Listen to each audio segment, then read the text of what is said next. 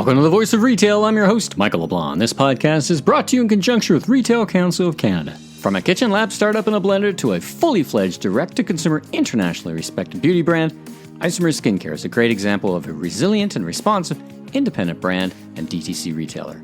Since 1988, Isomers has been developing and producing skincare solutions that are grounded in science, and in an industry that has been notorious for empty promises, founder and CEO Manuela Marcheggiani wanted to offer reliability and authenticity to consumers, creating skincare products that deliver measurable results. In this episode of The Voice of Retail, Manuela and I catch up and talk about the origin story and core values of the company, reflect on lessons learned as an entrepreneur, and talks about what it's like to be a breakthrough Canadian brand entering the social media space.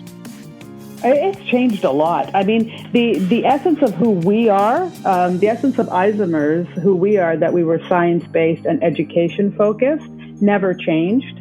But how we've played or how we've played with live streaming has changed a lot. Let's listen in now. Manuela, welcome to the Voice of Retail podcast. How are you? I'm great. It's wonderful to be here. Well, you and I have known each other for a lot of years, actually, when I started thinking about it. And I think the last time we saw each other in person was in the green room at the Shopping Channel. So that's a couple of years ago. How have you been? Is everything is great? Everything is good. Yeah, everything is good. I mean, we've had a lot of changes, right? With what's been happening in the world. I mean, there's there's been a lot of ups and downs. You know, there was a lot of uncertainty. Yeah. But coming through that storm, and not even reinventing yourself, but just battling the storm and just keeping steady focus. We've all come through this pretty good, I think. I think a little stronger. Well, I tell you, if I think about an organization that was ready for both agility and resilience, it's you and Darius, because you're basically, that's your DNA. So that's, I think, if anybody would get through this COVID era, we'll all get through it together. But make sure and say hi to Darius for me as well. I should do that call out. I think Darius and I saw each other even longer ago. But listen, it's great to have you on the podcast. So I know you, obviously, the listeners are going to say, I know you obviously pretty well in your business. They probably may not. So let's start at the beginning. Tell us about yourself and tell us about your role at Isomers, and let's dive in. I am a cosmetic chemist, scientist, and I met Darius in University of Toronto many, many years ago in the early 80s. And at that time, I had very bad skin, problematic skin, really, really bad issues with my skin. And that really had nothing to do with what ended up happening. But what ended up happening was I've been trying to, feel better about myself. Darius was studying chemistry. I was doing a little bit, dabbling, not knowing what I wanted to be when I grow up. And when we left university, we already had been playing with formulas just to help me. This was just, an idea and a blender. And then right in the kitchen, basically, right? Literally in the kitchen, bachelor apartment, stolen blender from my mother. And Darius was in more of agricultural and pesticide and pharmaceutical work, but a lot of that technology he was kind of bringing home and saying, "Hey, what if we tried this or what if we tried that?" And I at that point went into TV shopping in more a marketing aspect or analytics, really. And then before you know it, my skin started changing. We were in an environment that people started noticing the changes. And from that idea in a blender, we started getting orders. People were asking, like, what are you doing? And this is what we do. And they're like, could you make this for me? Could you make that for me? And before we knew it, we had to actually quit our daytime jobs and start a company and start formulating based in science and results-oriented science. And quite honestly, as scientists, that we didn't know anything about really marketing or distribution or storytelling. We were just doing and fixing. And so we never really learned it, but we based everything on the idea that the truth sets you free kind of thing. You go with science, you go with what's sound, you go with quality, you go with something that even if you don't explain it, it works so well that people come back because you treat them with that level of respect or you deliver that type of quality. And that's who we are. So we're basically a science-based fully integrated manufacturing of problem-solving skincare. That's how our evolution. Well, it's a great origin story. And I often talk to people on the podcast who have this intersection of the personal and professional in one way, shape, or another. And you're kind of articulating that where it came together for you. So you have a manufacturing production plant. I've actually been in the plant in Toronto, but you sell globally. Give the listeners a sense of your scale and your scope, how many products on an ongoing basis you have and where your focus is. Obviously you're in skincare, but just give us a good sense of Isomers and where you play and your scope and all that great stuff. Well, we play around the world and we are international. And so we play predominantly with TV shopping or direct to consumer.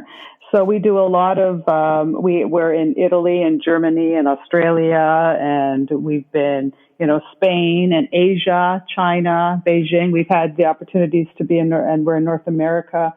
So we are global in that sense, or international in that sense.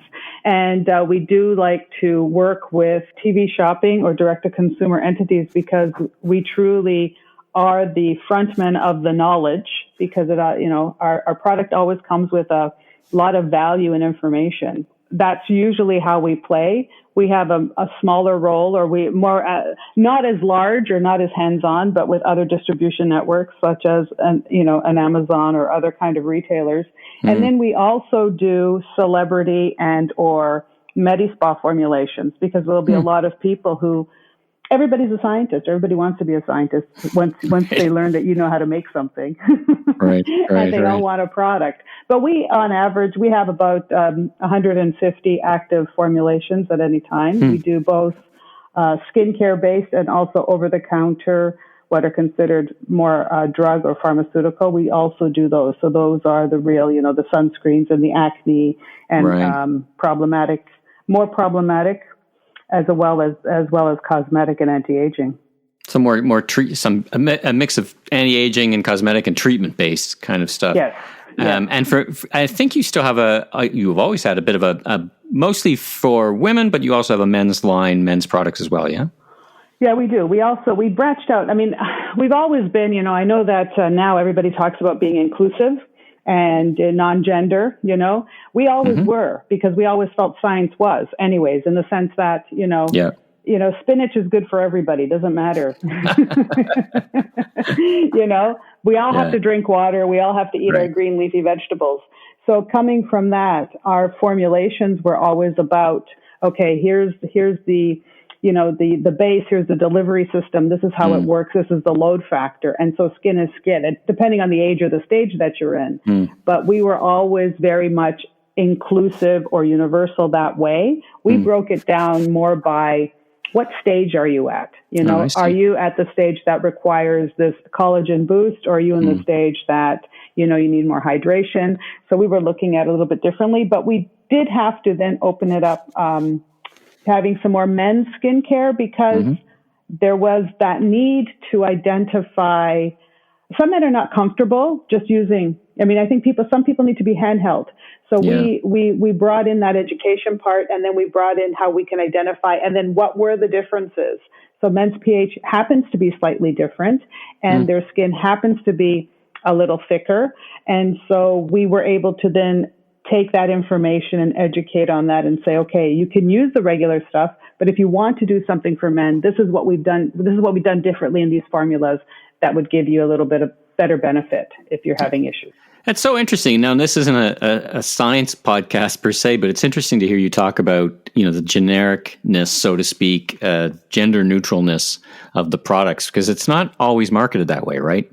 Right. And what you're saying, if I play the tape back, is there are some nuances, differences, but by and large, as you said, skin is skin. Collagen, people get older, younger, and all those different things. That's so interesting.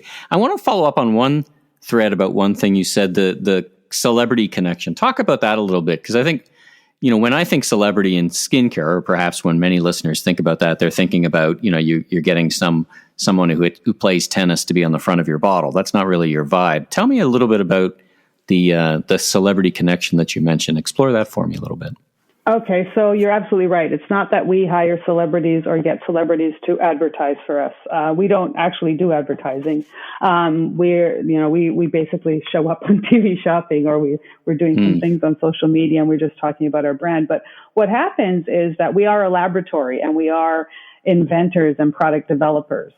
So there are a lot of celebrity brands or celebrities themselves, or different royalty from different countries, without disclosing who they are. Oh, that's who will basically, want to now have a product, or they want to have a presence.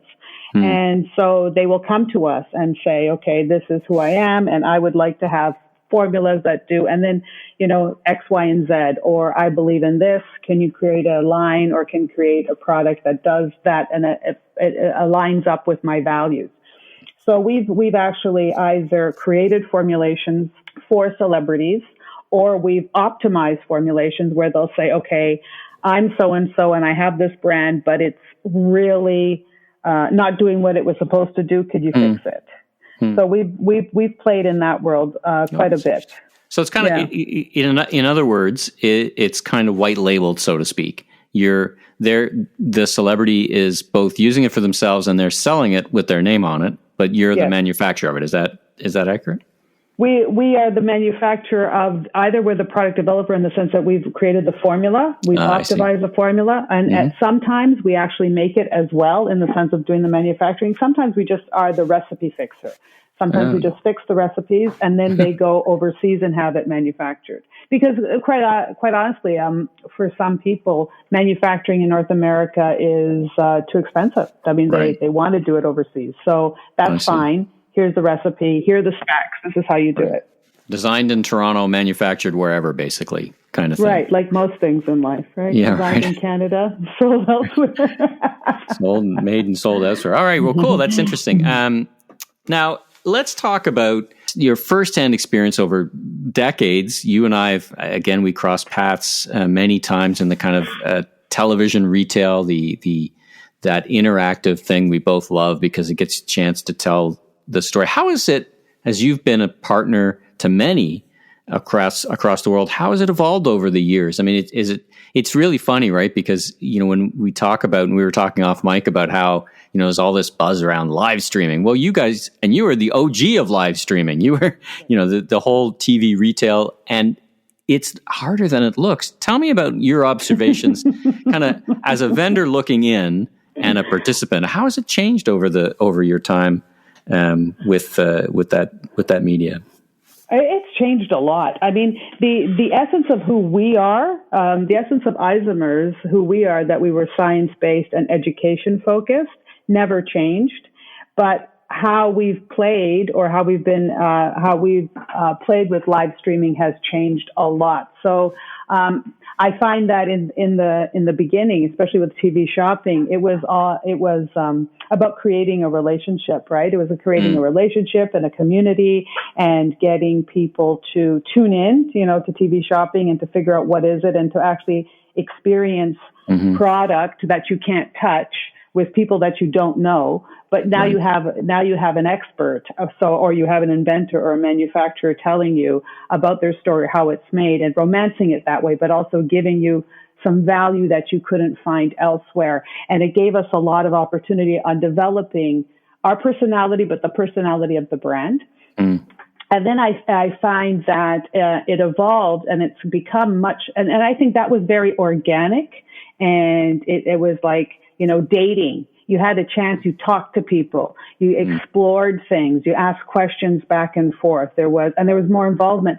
I find now that the TV shopping has changed a lot. It's become much more data driven, much more call to action, less story, almost like we're jumping a few steps, if you will. Are we getting ahead of our skis, so to speak, do you think? Is it become too transactional? I think so. I think that a lot of the story is lost. I think that a lot of that connection is lost, and it's almost like I think there was a power. People would have a tune. There was remember that sense too, especially in the beginning of TV shopping, or when we were doing this direct to consumer. There really wasn't an item number, and there wasn't a way to buy it unless it was on air, right? So it was like you had to be tuned in. Now, as long as you have the SKU number, and you can go online, you could do it at 3 a.m. You could do it at any time. It's really not as driven. But I think that that's where they're missing. I really think that they're missing that whole romance part. I still see it's much more dollar per minute, margin per minute, and they're really trying to master that science. And I find so that live streaming on TV has changed a lot. And I think that's why, I don't know, the social media part of it is such a great opportunity to go back and revisit and reintroduce yourself to a different audience and take a breath. Interesting. And be a storyteller again, basically. What I've always loved when I watch your presentations is you go up the ladder, as I described it, right? From technical, functional to emotional benefits of the product, and really good. That's the art and science. Would you agree? I mean, the art and science is what does it do for you? And then how does it make you feel? Is that, am I capturing the art and science as you present? Is that what's in the back of your mind as you do this?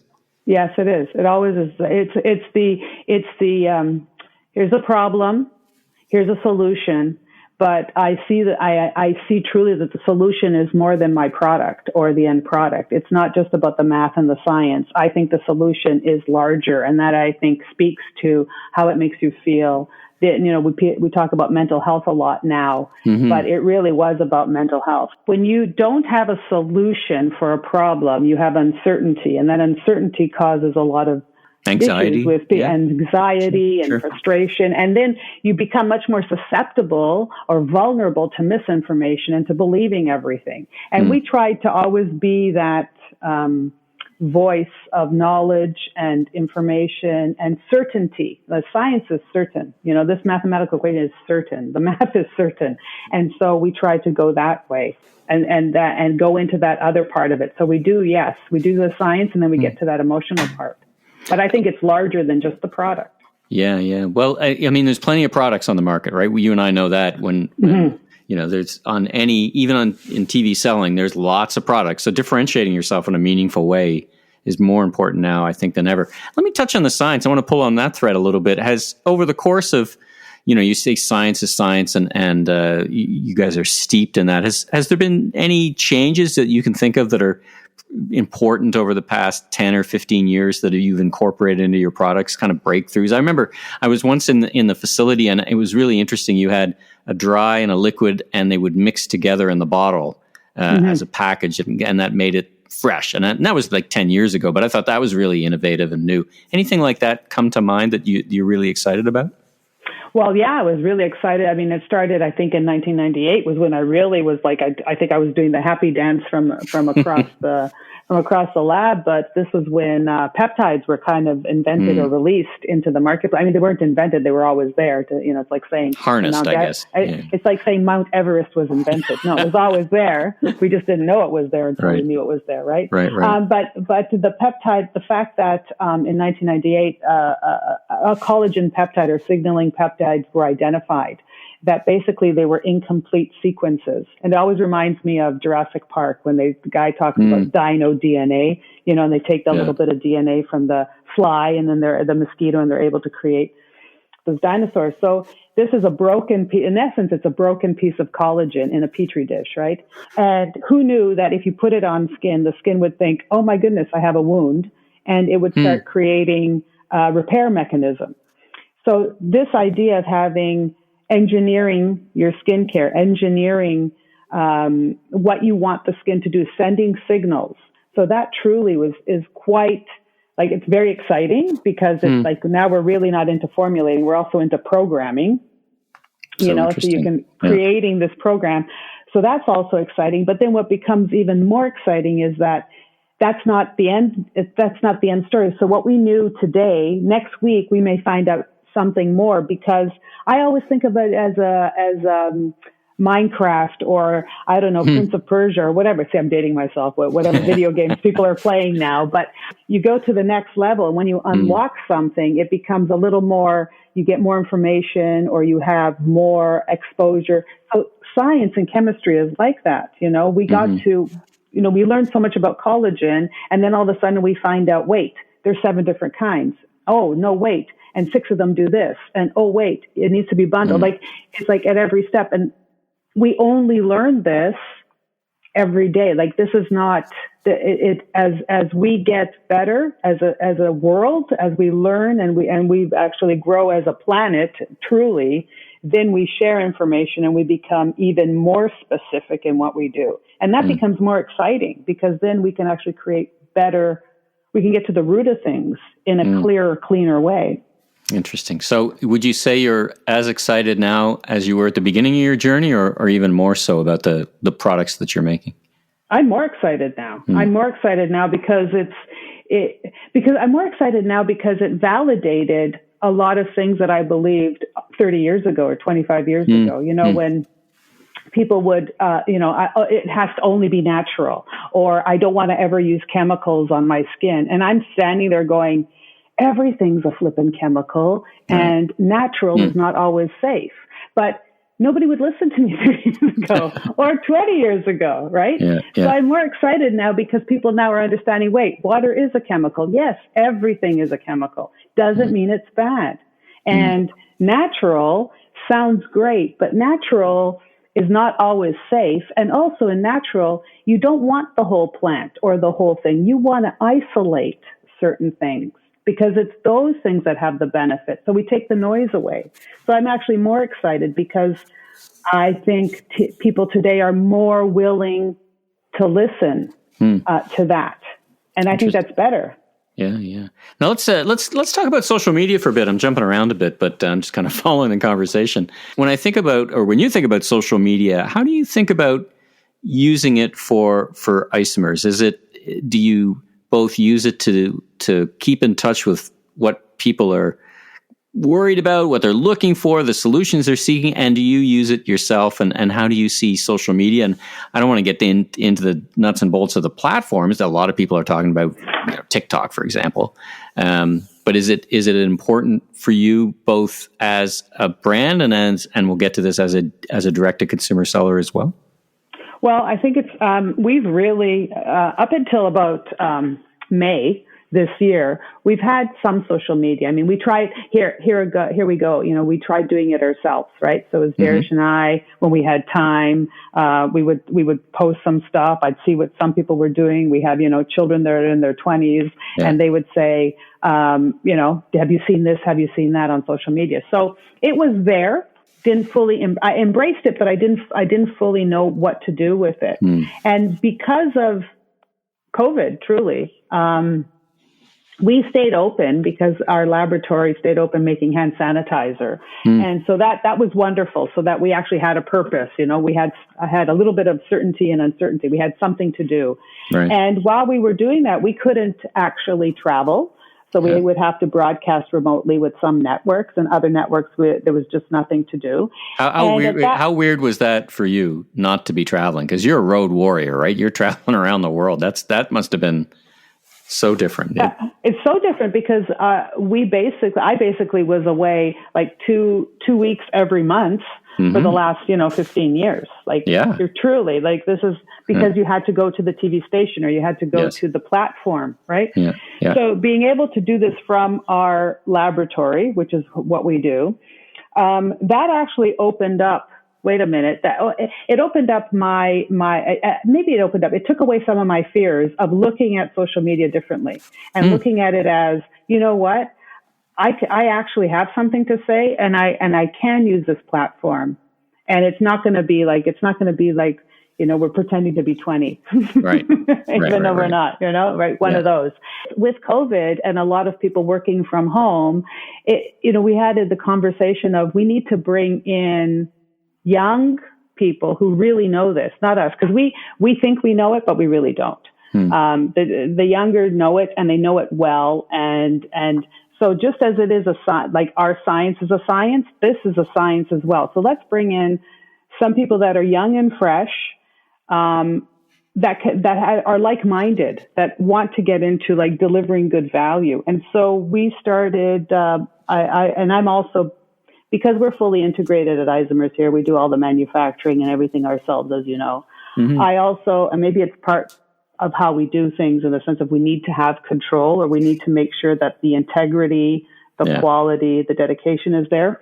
We brought people in-house. So we brought a university graduate in two university grads in communication.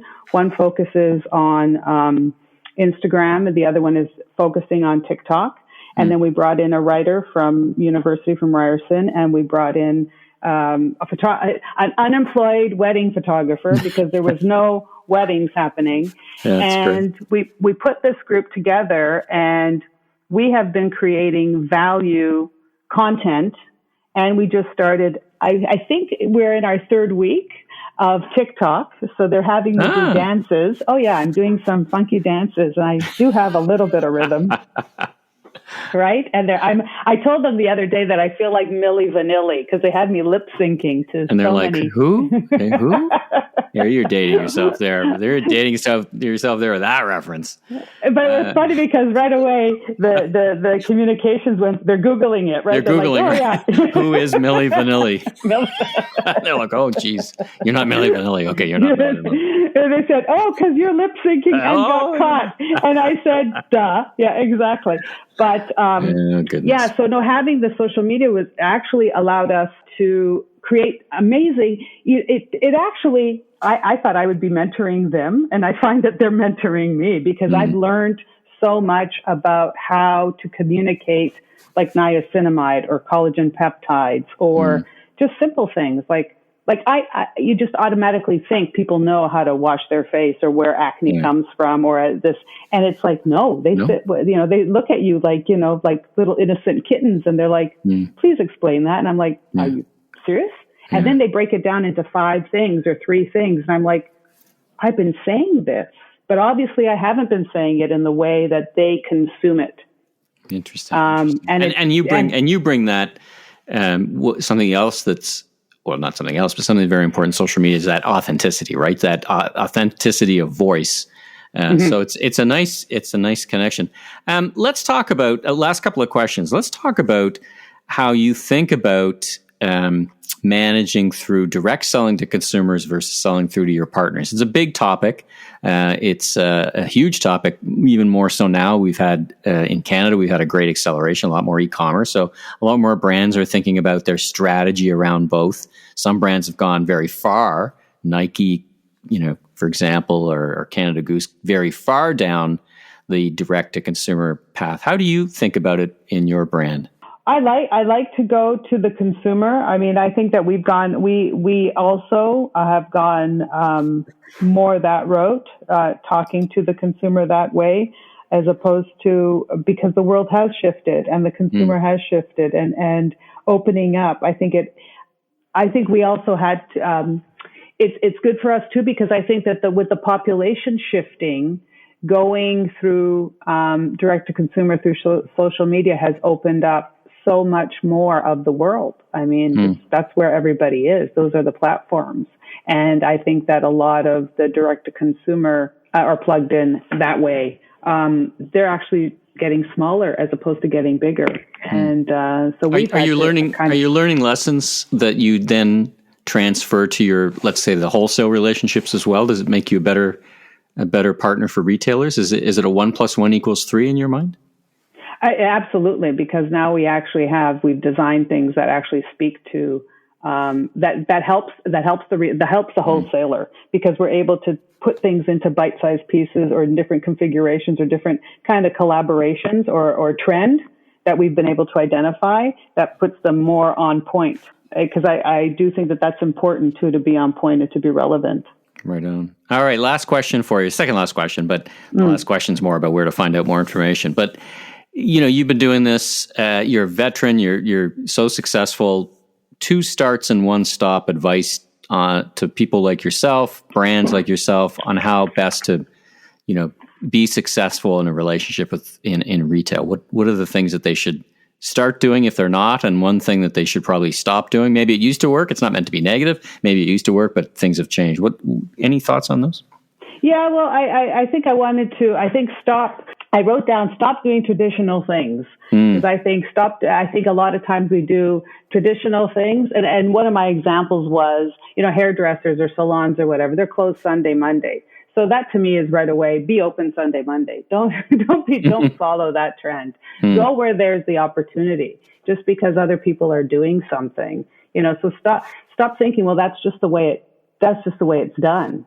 Well, maybe you can do it better, or you can offer something that's different and you have a voice. So I said, start knowing the culture, understand your consumer, how they respond, what they're looking for, and how they buy. I think that's really important too, because I know that now our consumer, they've moved away from truly a celebrity or just someone they want more authenticity.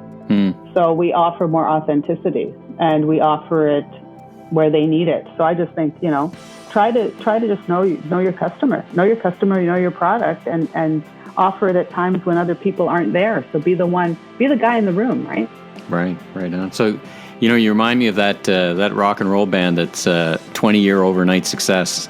Your success is built on a lot of experience. So it's fantastic to watch. Where can folks go to learn more about your brand and maybe even sample your products and follow on social media? Where Isomers website and all that stuff, is that the best place? Yep, isomers.ca is our website, and we're on Facebook and TikTok. We're Isomers Skin Care, Isomers Laboratories, and YouTube. And we produce content every day now, just on different platforms. But it's quite interesting because, again, we're able to put things down into digestible, useful. I mean, I think all of this, everything that we're producing, I mean, it's pretty, it's beautiful, so it's nice. But what's even more important, it actually has value. People can learn from it, and when they learn, they're empowered. And when they're empowered, I mean, you can do anything. This is great. Well, what a great note to end our interview on. Thank you so much, Manuela, for joining me. It's great to hear your voice again. It's been a bit too long, and congratulations on all your success, and I wish you continued success in the months and years to come. Thank you. You too. Thank you so much. It was a pleasure. Thanks for tuning in to today's episode of The Voice of Retail. Be sure and follow the podcast on Apple, Spotify, or wherever you enjoy podcasts so you don't miss out on the latest episodes, industry news, and insights. If you enjoyed this episode, please consider leaving a rating review, as it really helps us grow so that we continue to get amazing guests onto the show. I'm your host, Michael LeBlanc, president of LeBlanc Company Inc. And if you're looking for more content or want to chat, follow me on LinkedIn or visit my website at meleblanc.co. Until next time, stay safe, have a great week.